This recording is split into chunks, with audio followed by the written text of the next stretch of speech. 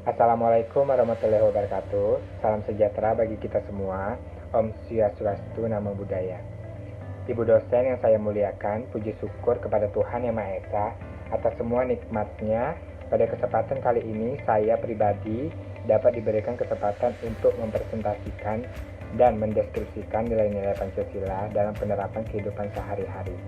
Di hadapan Ibu dosen, salawat dan salam tak lupa mari kita limpah curahkan pada Nabi besar kita, yaitu Nabi Muhammad SAW.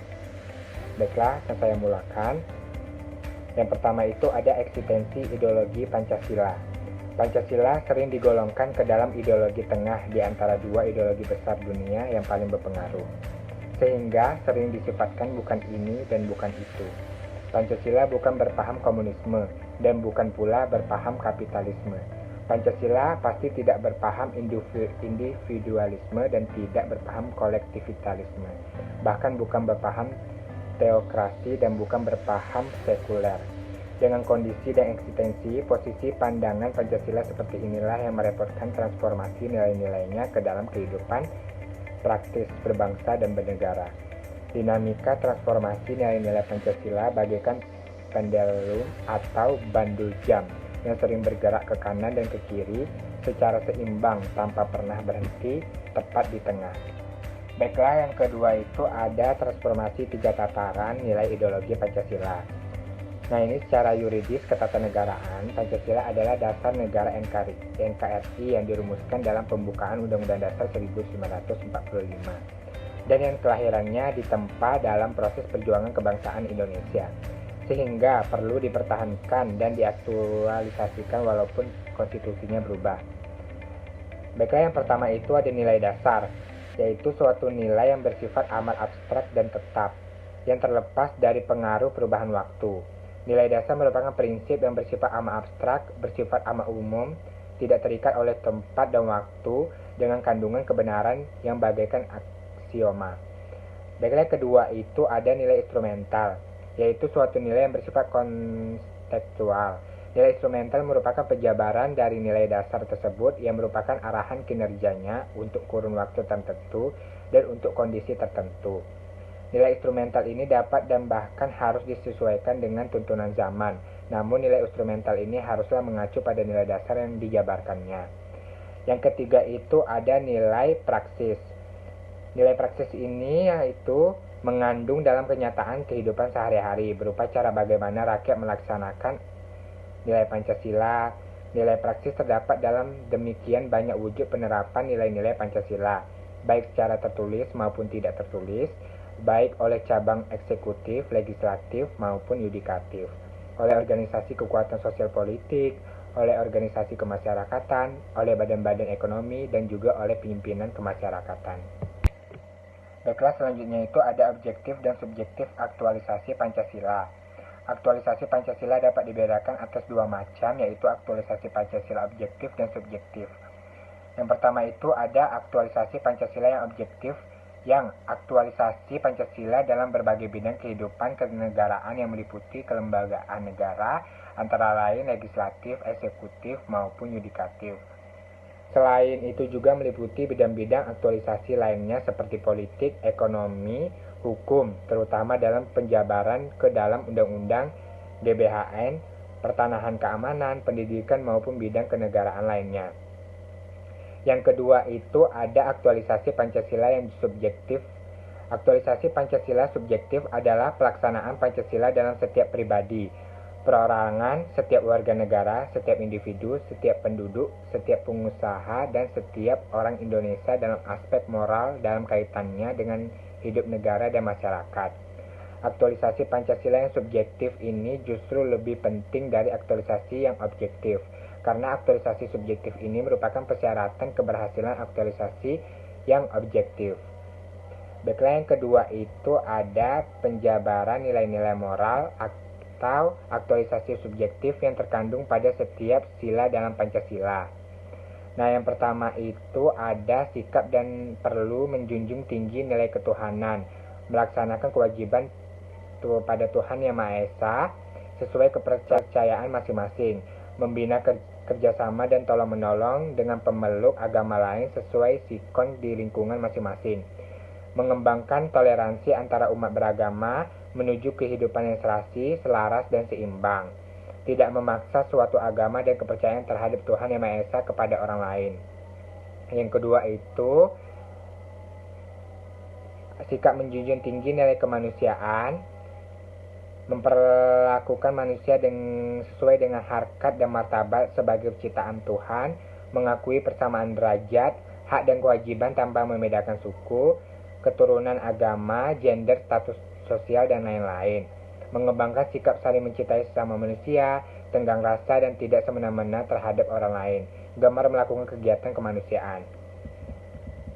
Yang ketiga itu ada sikap dan perilaku menjunjung tinggi nilai-nilai persatuan Indonesia, sanggup dan rela berkorban untuk kepentingan bangsa dan negara jika suatu saat diperlukan, mencintai tanah air dan bangsa terhadap bangsa dan negara Indonesia, mengembangkan persatuan Indonesia atas dasar Bhinneka Tunggal Ika, memajukan pergaulan demi persatuan dan kesatuan bangsa.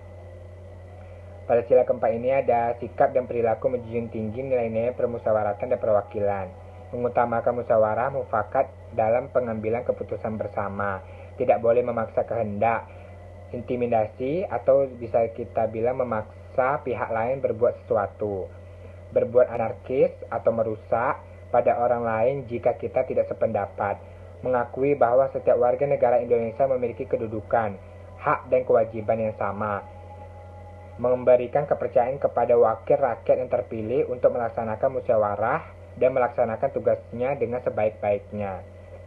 Sila kelima itu nilainya itu sikap menjunjung tinggi nilai-nilai keadilan sosial, mengembangkan sikap gotong royong dan kekeluargaan dengan lingkungan masyarakat sekitar, tidak melakukan perbuatan yang dapat merugikan kepentingan orang lain atau umum, seperti mencoret-coret tembok atau pagar sekolah atau secara umum lainnya.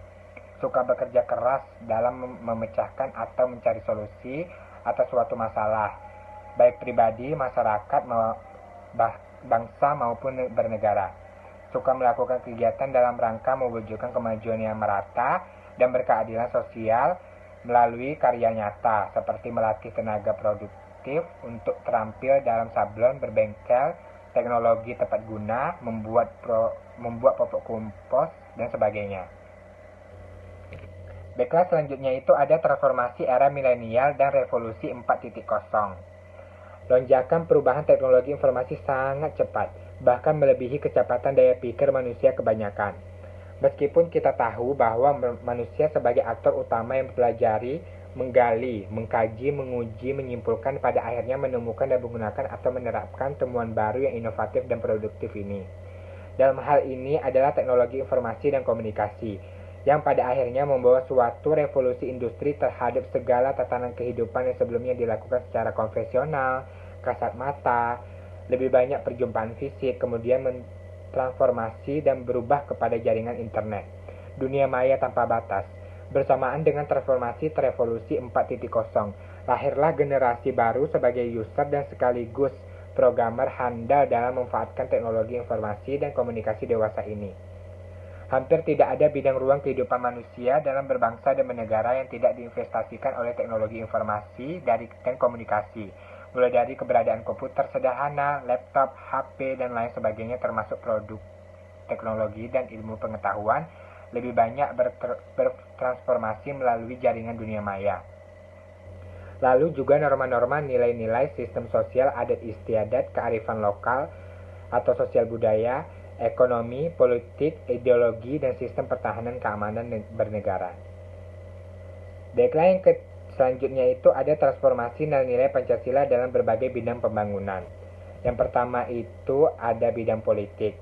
Pada kehidupan politik, dalam negara harus bertujuan untuk merealisasikan tujuan demi harkat martabat manusia. Karena hal itu didasarkan pada kenyataan bahwa manusia memiliki peran yang sangat penting dalam negara. Dalam sistemnya juga harus mendasarkan pada tuntunan hak dasar kemanusiaan yang disebut dengan HAM asasi manusia atau HAM.